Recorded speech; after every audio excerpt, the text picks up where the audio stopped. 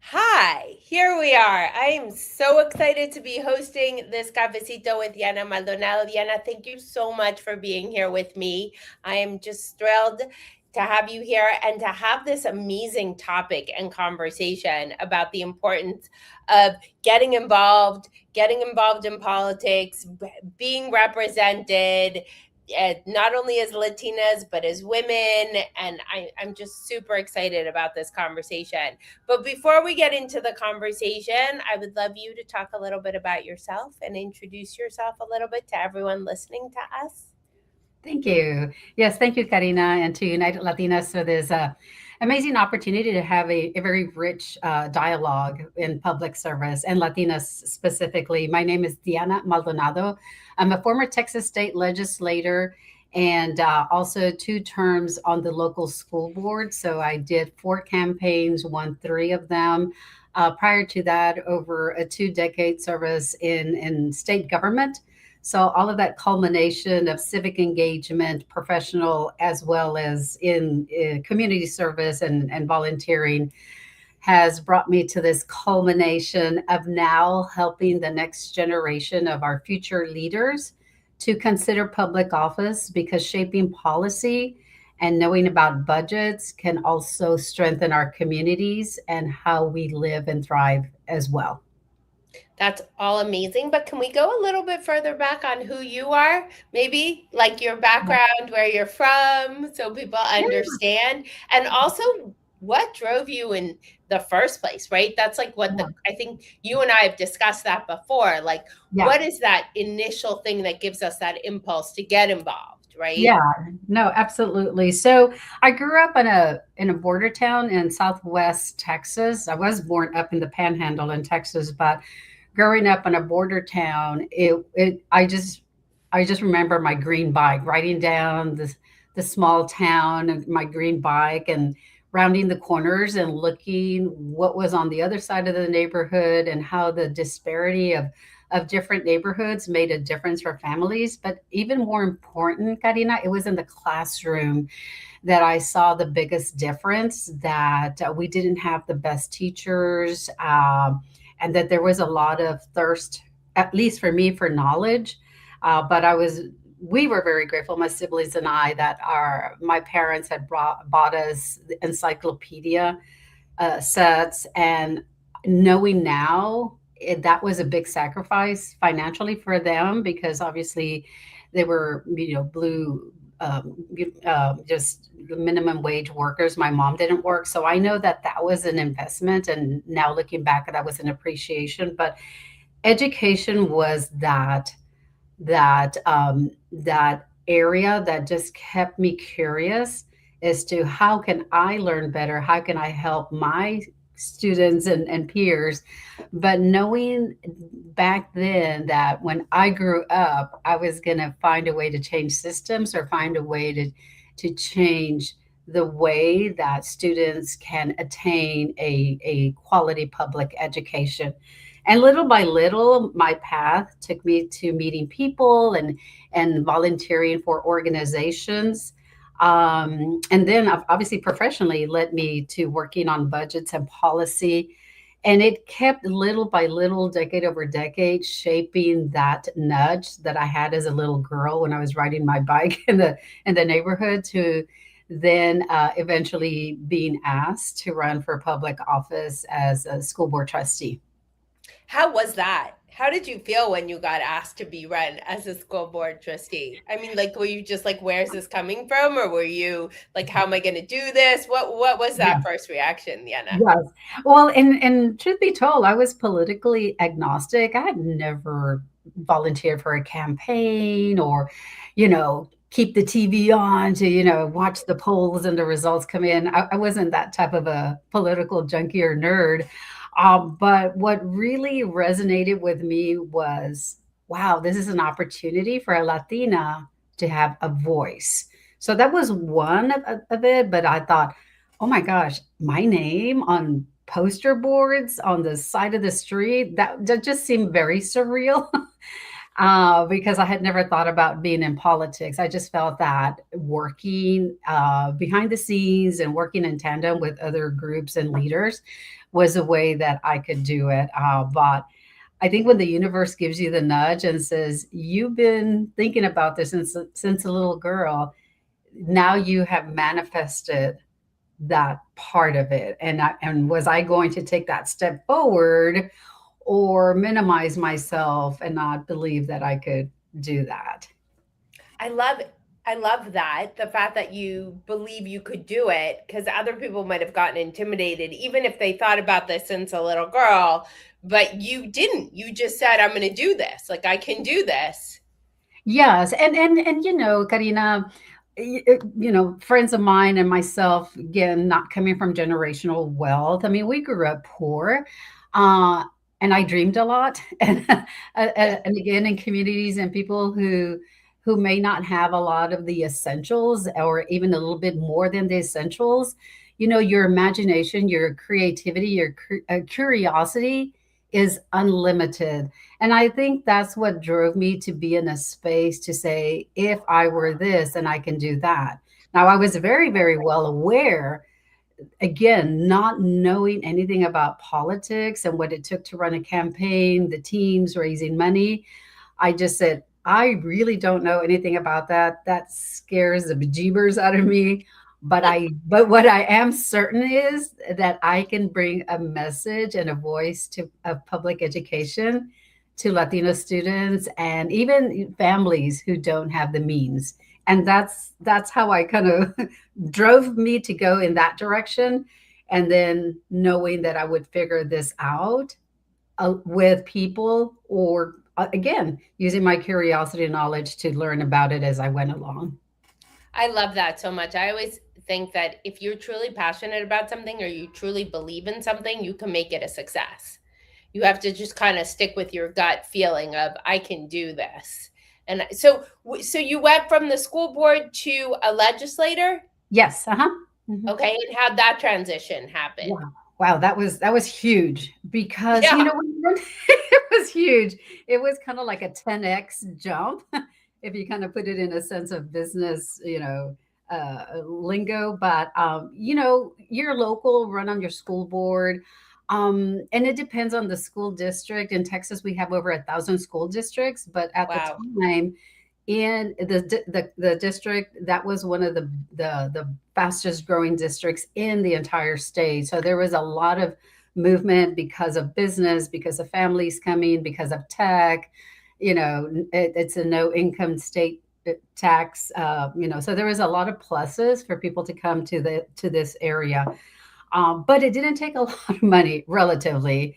I think raising $3,000 was like a huge, enormous amount. And again, being a Latina, the first thing you got to do is ask people for money. And when you have that cultural and that gender lens or those layers that constrain I also had to work on that part psychologically if I knew I Mm. wanted to move forward. So in the second towards the end of my second term on the school board, we kept having these late midnight meetings because we weren't getting the funding for public education, because the legislatures hold the purse strings to release the funding through the property taxes. So there was just a very, very small window where the county party chair said, we really need someone who has the recognition, who's been proven in their community, and if we were going to do it, it had to be then and there. And so the stars aligned to say, and again, public education was the driver for me. And by then I had established relationships. I had also brought in infrastructure and economic development, because you need those two components as well to have public education. It's kind of like a triangle of making sure that the communities are strong. But here's the thing, Karina.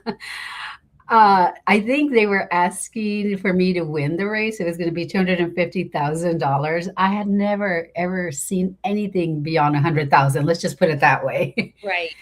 And this is something that's no guarantee. It's an intangible investment to supporters. Right. You're rolling the dice. In the end, I ended up with raising almost $1 million for the seat. And it was the Wow. top three races watched across Texas because they didn't think it could go Democratic. It had been a Republican stronghold for nearly 20 years. But it was the Wow. relationships, Karina, and working across the aisle and again bringing the common sense issues that people and families really care about and going through and navigating through that path allowed me to bring people together and on a focus to get me elected. Wow, congratulations. That's an amazing story. That part of yours, I know your story goes broader, but that part of your story is pretty amazing, Diana. Yeah, Just to be able to raise $1 million, not have that in your background, not yeah. have that experience, and then to be able to make such an impact is just inspiring. So thank you for sharing that part of your story because it's so powerful. Yeah, I mean, and it's still again, I was very scared, Karina. Believe me, it wasn't pretty, and I still think about it. Even if I were to run for office, it would still be daunting because today's seats require so much more funding for the typical, local seat. So, because public office and politics and the landscape has changed, but it was definitely one of the most challenging. Aspects in campaigning, and that's why I'm very dedicated to helping and having dialogue with women who are entertaining this possibility for their careers.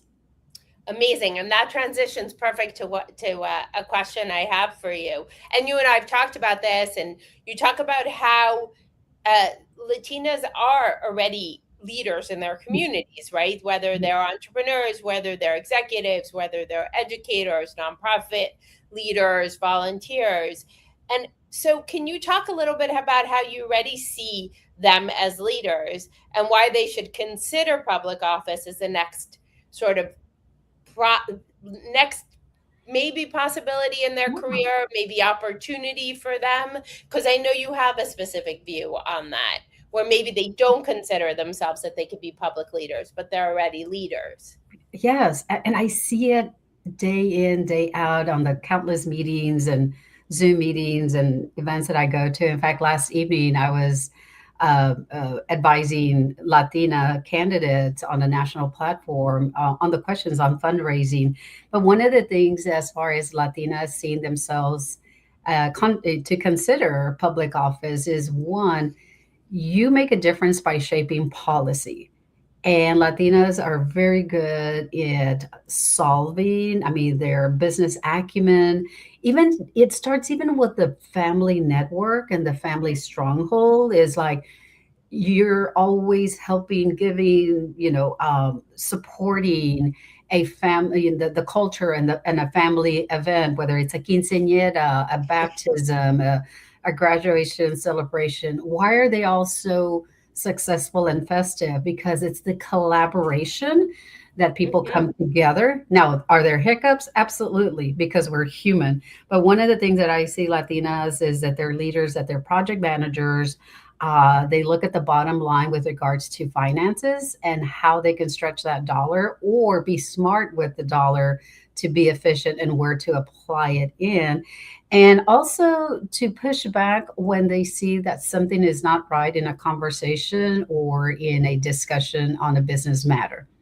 And when you open that dialogue, you bring a different lens and perspective that I just see that many Latinas would be amazing as public leaders because they're collaborators, they would be strong policymakers, and they would be also be very hawkeye on the finances of issues because at the same time, we're not going to spend frivolously and while in contrast, we're going to make sure that how the finances and the distribution of wealth is done in the communities has the greatest benefit to the social services of families and community residents. I love that whole explanation. That's just amazing because there is an aspect in our DNA. Like I always say, also, if you're a Latina eldest daughter, that's a whole other specific role. That's, you're constantly project managing. your Yes. life, your family's life, your extended family's life, everybody. And, and then we always talk about at United Latinas too, how the Latina really controls the home budget, right? Like we make those decisions. And that's why some of the big box stores need to pay attention to us.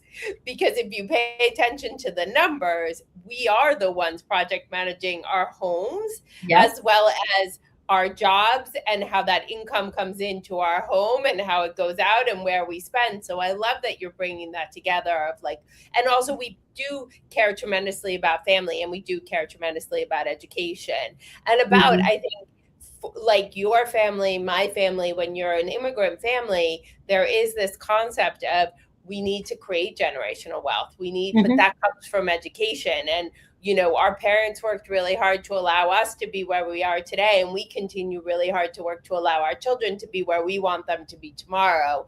And that I think is really led by the Latina and the family. So I love that you're bringing together sort of the two sides of our personalities and our DNA. Well, it's a richness and the DNA that has been happening through past generations, Karina. I mean, and that's why it's like, wow, there's this golden opportunity because studies show also in politics, as in Latinas, when the matriarch votes, then it filters down to family Oh, members. And I was literally the epitome of that. Because once I got into public service, obviously my kids registered. My mom, when she became naturalized, oh, she does not miss any time, like she wants her voice heard. My siblings, everybody, my niece and nephew. So it does filter down when a matriarch gets involved in public leadership and politics because they are shaping the issues that are important to their households. And the same is right, true for marketing to the Latina consumer. I mean, right. we're the fastest growing entrepreneurs, and the consumption for Latinos is 4.1, but then there's also another number for Latinas specifically. So we manage and look out for the best value for our livelihoods as well as the impact to our communities. Because the thing is that Latinas don't keep it to themselves. If I'm going to thrive, I want my neighbors and community to thrive. So true. Can I ask you a little bit of a controversial question? Sure. We also have Latinos Yes. in Uh-huh. our world, Mhm. and we have a little bit of machismo in our world. So, in your political position and your position today, how Mhm. did you cope with that? Because I know that our Latinos or machistas tend to be a little bit more on the conservative side than maybe Mhm. we are, right? And so, did you feel that clash, or were there instances that you had to face that, or not so much? Yeah, I mean, with let's just say there's yes. So when I was first running for school board, because it was local and it was the Latino leaders who tapped me, and they had interviewed some other folks, but I quickly learned that it was about the kiss the ring. Well, like, oh, well, if you want them to help you, you got to go and meet with them and have them kiss the ring, and I'm like, you've got to be kidding me. But I did pause because I'm like, okay, this is an elder. That is their tradition. I never kissed the ring, but I did get the time because to me it's like I also, if I'm the at back then, if I'm the future of leadership, am I going to be subservient to that mindset? Or do I change the pattern to that? And that's how I went about it. Now, yeah, I did get like a rebuttal or a little like, hey, yeah, you didn't really do it the way. And I'm like, you know what? The thing is that I'm doing it for the students. I'm not doing it to make somebody personally happy. Um, and then, so yeah, it did happen on the local level. And then again, with the Latino community. And because of my political positions as well, you get some pushback or criticism at the same time. But to me, it's like, nope, this is what I stand for. And one issue does not define my entire public service. So did that. But once went into the state legislature, that type of campaigning, Yeah. it didn't exist, but it was a white boy mentality, and that was another big issue. So there has been, as far as women, that that that level of owning up, or all these layers that a female candidate has to prove per se, versus a male candidate. Also studies show that uh, donors give more to male candidates than they do to female candidates, but that's also because it's a stereotype or tradition, and that's why it's important to have more women in public office to break that pattern. So So that goes back into my next question, because we're talking about all this impact that Latinas are making. They're the fastest growing entrepreneurs. They basically control the home budget. They're making a huge impact economically and in daily life. So why do you think this is such an important moment for them to run or get involved? um, because again, the business acumen, the you have so many Latinas in corporate leadership positions, as well as entrepreneurs. So these are small business owners. These individuals, women, are already leaders. They're making financial decisions. They're making decisions on employment. They're making decisions for their wealth, on how they're going to build their business. And if they can create and make those decisions for their businesses and in corporate meetings, the next avenue is to take that conversation and success into public leadership. Because when I spoke a few months back at a women's business leadership, they were just very happy with how their business were going, and the revenue, what have you. And then I paused and said, what's one thing that can hinder your success and progress? And they looked at me, and that goes, do you know who your legislator is? Are they friendly to women business leaders? Are they friendly to your business sector? Or are they impeding it? And it was just like a moment that they hadn't thought of, because that's where I said, don't get blindsided or flat footed by what you don't see coming. And it is through legislation. I mean, then you have the DEI cuts, and you have grant funding cuts for nonprofits and small businesses. So it's learning about those issues. That's another part to the triangle, that women, Latinas, because they're very well educated. Again, they're the leaders in their homes, Right. matriarchs, and that's just like a gem or gold nuggets that mainstream hasn't really caught on to, but it's becoming more conversational. And that's why I'm reaching out to partnership with United Latinas and other campaign training groups, to bring resources for women to explore, because again, it's about planning and preparation, and it's about having the knowledge. And if it's not you, it may be your peer or somebody that you can help elevate to that role. I love that so much. I also love, you and I have talked about that before, is knowing who your legislator is, knowing who's involved, knowing how that's going to help you move your business forward is really important. And Yeah. it's such a valuable.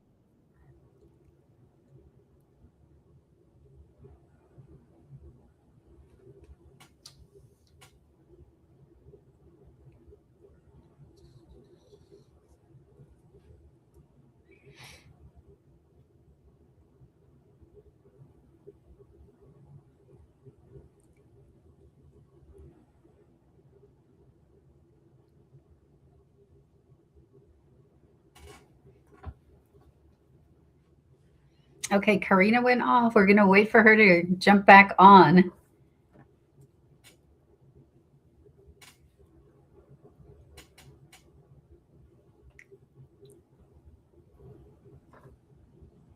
Here we go.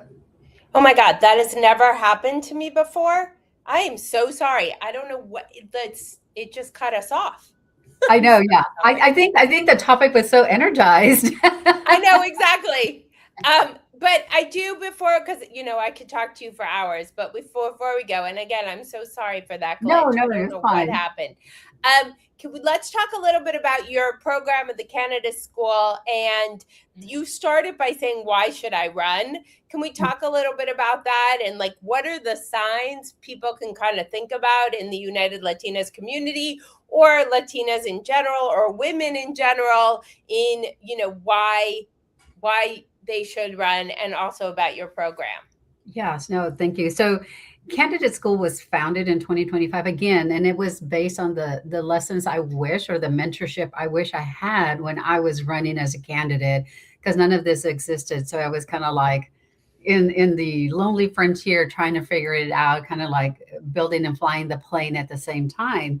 But as years forward, there's a lot of women who like, are very interested in the idea of running. But the one thing, well, two things: one, how do I start, and how much money does it take? And those Right. are perpetual questions that will be, for campaigns, here and into the future. So what prompted me to do that is to answer those questions, bring a solution to individuals, because not everybody's going to run, but it's important for them to have that information, whether it's for themselves. And again, even if you don't run, you're better informed for your business. You're better informed in your leadership position in your organization, or in the corporate, space that you hold. And so what I'm doing right now is that I'm doing it in 5 tracks versus like an entire lesson plan. To one is, I'm going to explore, should I run, the exploration phase. Once you decide, and then you can be the candidate, and that's the gist of Candidate School, like be the candidate. And the third one is, then it follows a cycle of, then you win, and the transition of it. And then the fourth track is about, you've already been 2 3 terms, what are the internal politics and coalitions. And this is where it gets that you have to sharpen the saw to make sure that if you're going to be effective and be reelected long term, that you're building the trust and delivering to your constituents. And finally, for some who are term limited, or they just don't want to run anymore, is how to prepare and use that knowledge for them to mentor and leave a legacy behind. So we're really excited about those 5 tracks because they're digestible, and you get to pick and select them at the right time for you as far as the election cycles. And we have community platforms, and I have a weekly newsletter that if you want some weekly tips and conversations about what it is to envision yourself, sign up to the newsletter, and you'll get those weekly tips and tools for you to shape and consider that role.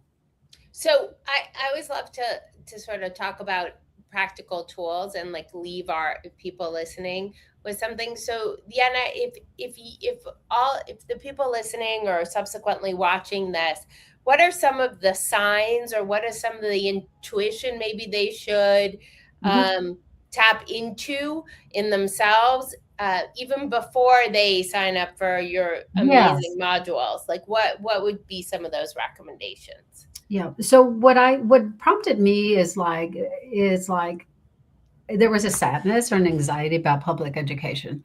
And I know each and every one of the listeners, and they can quickly identify some anxiety, some burden, some angst over something that's very critical and vital and important to them. So that's the first aha moment, Mhm. to say, now is it me, or who do I go to solve this issue?